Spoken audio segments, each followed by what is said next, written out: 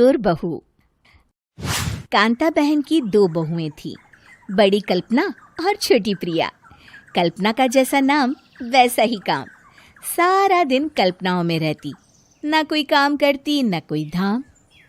अरे कल्पना बहू, जरा अच्छी सी चटनी पीस दे, आज कुछ मजेदार खाने का मन है। पेट में जलन हो जाएगी माँ जी बुढ़ापे में, और वैसे भी मेरा काम करने का वक्त शाम का है, अब प्रिया को ही बोल दो। इतना कहकर कल्पना वहां से चली जाती है। कांता कल्पना के ऐसे रवैये से काफी परेशान रहती हैं। मैं बना देती हूँ माँ चटनी, ऐसा बोलकर प्रिया माँ को चटनी बनाकर प्लेट में खाने को देती है कि तभी वहां कल्पना आ जाती है। अरे वाह चटनी, जरा चख कर तो देखूं, बड़े दिन हो गए। अरे नहीं बहू, तू तो रहने ही दे चटनी खाना, पेट में जलन हो जाएगी।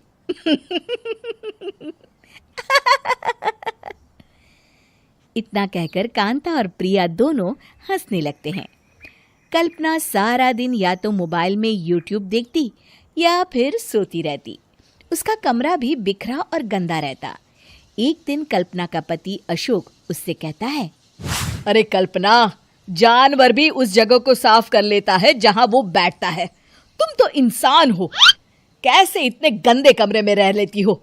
देखो सारा सामान यहाँ वहां बिखरा पड़ा है। ज्यादा अपनी माँ का बोल ना बोलो। हाँ, कमरा तुम्हारा भी तो है, गंदा लग रहा है तो साफ कर लो। पता नहीं तुम्हारे साथ मैं कैसे जिंदगी बिताऊंगा। इतना कहकर अशोक वहां से चला जाता है। कल्पना बस खाना खाने कमरे से बाहर आती और फिर से कमरे में चली जाती। इससे कांता बहन काफी परेशान रहती। एक दिन प्रिया कांता से कहती है, माँ, मैं सारा दिन काम करके थक जाती हूँ, आप कल्पना दीदी से कहिए ना कि सुबह और शाम का काम बांट ले, मैं तो अब सिर्फ एक वक्त का ही काम करूँगी। हाँ। अरे तू वो भी ना करना, एक बहू तो कामचोर थी ही, दूसरी भी आ गई काम ना करने के बहाने लेकर। तभी वहां प्रिया का पति रमेश आ जाता है। माँ, मैं देख रहा हूँ भाभी कोई काम नहीं करती, प्रिया सारा दिन घर और रसोई का काम करती है, अब कुछ करो ना माँ। कांता मन में कुछ सोचती है और कल्पना के पास जाती है। कल्पना फोन पर मेकअप करना देख रही होती है। कल्पना, तुम सारा दिन बस मोबाइल देखती हो, घर का कोई काम भी कर लिया करो। प्रिया सारा दिन काम करके थक जाती है। आज से मैंने फैसला किया है, एक वक्त का काम तुम करोगी, सुबह का खाना तुम बनाओगी और रात का प्रिया। आप लोगों ने काम को हवा बना रखा है। अरे पता नहीं थोड़ा सा ज्यादा काम करने में आप लोग घबरा क्यों जाते हैं। और हाँ, बहुत ज्यादा प्रिया की तारीफ मत करिए मेरे सामने, बड़ी बहू तो मैं ही रहूंगी। मैं कुछ नहीं जानती, कल सुबह मुझे वक्त से खाना चाहिए, रसोई में आ जाना, वरना कल से तुझे खाना नहीं मिलेगा।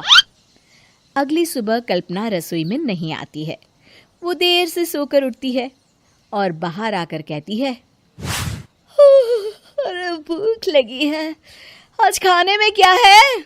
इतनी देर हो गई, आज किसी ने मुझे उठाया भी नहीं, पता नहीं कहाँ है सब।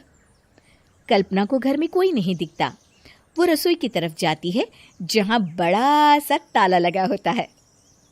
अरे रसोई में ताला! ओ, मैं तो भूल ही गई थी। माँ ने आज से सुबह का खाना मुझे बनाने को कहा था। हे भगवान, इतने लोगों का खाना बनाना क्या आसान है? तभी घर के सारे सदस्य बाहर से वापस आते हैं। वाह माँ जी, मजा आ गया छोले भटूरे खाकर। मेरे मुंह में तो अभी भी स्वाद आ रहा है। अरे कल्पना, तेरे भरोसे रहते तो हम तो भूखे ही रह जाते। कल्पना को बहुत गुस्सा आ जाता है। अब बहुत हो गया, आज से मैं अपनी रसोई अलग कर रही हूँ, मैं अपना खाना खुद बना लिया करूंगी। कल्पना अपनी रसोई अलग कर लेती है, पर आए दिन उसका देर से उठना और काम न करने की आदत से वो भूखी ही रह जाती थी। उसी के सामने घर के लोग अच्छे अच्छे पकवान खाते और कामचोर कल्पना को जैसे तैसे ही खाना बनाकर खाना पड़ता। पर एक दिन तो हद ही हो गई।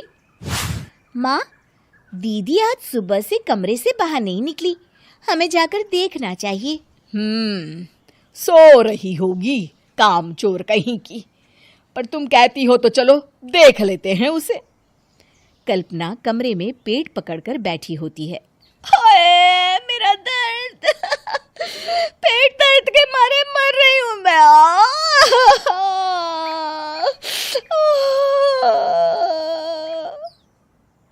अरे दीदी, क्या हुआ?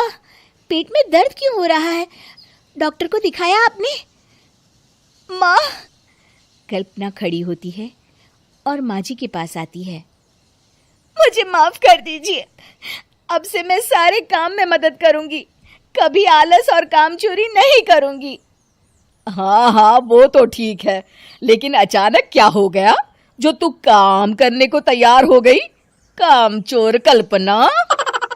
माँ, लगातार बासी और उल्टा पुल्टा खाना खाने के कारण मेरे पेट में इन्फेक्शन हो गया है। काम न करना पड़े इसलिए मैं 2 दिन का खाना एक दिन ही बना लेती थी। बासी और खराब खाना खाने के कारण लेने के देने पड़ गए। पेट में दर्द हो रहा है।